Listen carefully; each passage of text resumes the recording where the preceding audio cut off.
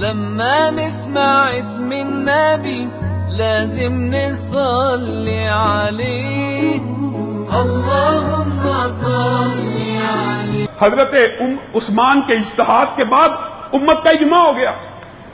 ایک صحابی گھر سے نکلتے ہیں، انہوں نے گاڑھا زرد رنگ، یہ بھی مسئلہ سمجھ لیجئے.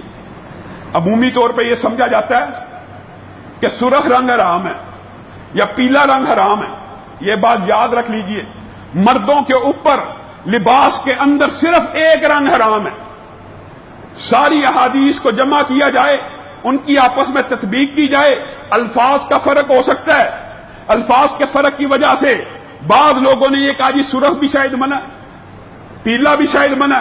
یاد رکھیے اصل میں جو رنگ منع ہے وہ اورنج ہے، جس کو زعفران کے پھول جس نے دیکھے ہوئے ہیں ان کو پتہ ہے اس کے اندر کس رنگ کی پتیاں ہوتی ہیں. اصل میں صرف یہ رنگ یعنی مالٹا کلر کنو کی طرح کا یا اورنج کلر جو ہوتا ہے اسلام اور شریعت میں مردوں کے اوپر صرف وہ منع ہے، باقی ہر رنگ مرد پہن سکتا ہے. صحابی پہن کے باہر نکلے، حضرت عثمان نے روکا، کہا تجھے نہیں پتا نبی کریم صلی اللہ علیہ وسلم نے اس رنگ کے ساتھ امت کو منع کیا ہے اور اس کے بعد آرڈیننس جاری کر دیا امت مسلمہ کا کوئی فرد یہ رنگ نہیں پہنے گا. اب آئیے اس رنگ کی حرمت کی.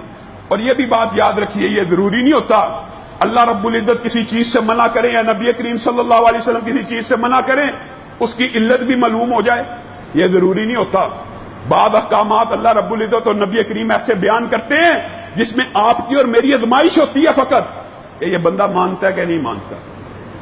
بہت سے احکامات ایسے ہیں جو صرف شریعت میں اس لیے نازل ہوئے ہیں کہ صرف چیک کرنا ہوتا ہے بندہ مانتا ہے کہ نہیں مانتا. کپڑا ٹہنوں سے اوپر رکھنا ہے، کیا علت ہو سکتی ہے اس میں؟ کیا آپ خود بتلائیے. مردوں کو کپڑا نیچے لٹکانے کی اجازت نہیں ہے، اس کو تکبر کے ساتھ فخر کے ساتھ میچ کیا گیا، لیکن اس کی علت کیا ہے؟ صرف ازمانا ہے.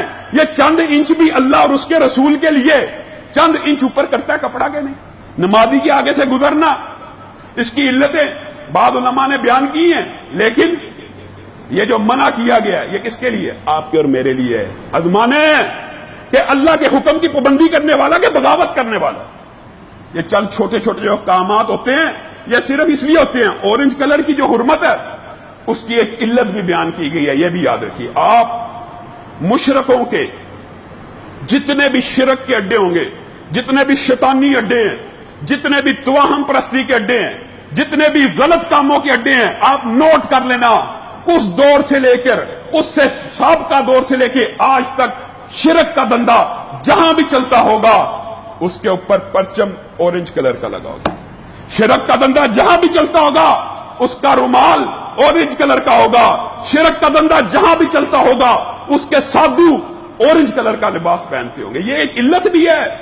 اس کی یہ علت ہے، یہ مشرکوں کا امتیازی نشان ہے جس کی وجہ سے امت مسلمہ کے اندر اس کو حرام کیا گیا. لیکن افسوس کی بات کیا ہے، دکھ کی بات ہے کہ نہیں ہمارے پاکستان میں، اور ہندوستان کی تو بہت بڑی گدی ہے، پاکستان میں بھی یہ گدی موجود ہے جس کے پیروکاروں کو حکم ہے صرف اورنج کلر کا لباس پہننا. ہندوستان کی تو بہت بڑی گدی ہے، لیکن ہمارے پاکستان میں بھی اس گدی کے مرید 2-3 لاکھ سے کم نہیں ہیں. وہ صرف پوری زندگی لباس ہی اورنج کلر کا پہنتے. اور لوگوں شریعت کی اتنی کھلی مخالفت کس وجہ سے؟ کس وجہ سے؟ نبی کریم ایک چیز سے منع کر دیں آپ اسی چیز کو اختیار کرتے ہو. حضرت عثمان نے اس آرڈیننس کو جاری کر دیا اپنی ریاست کے اندر.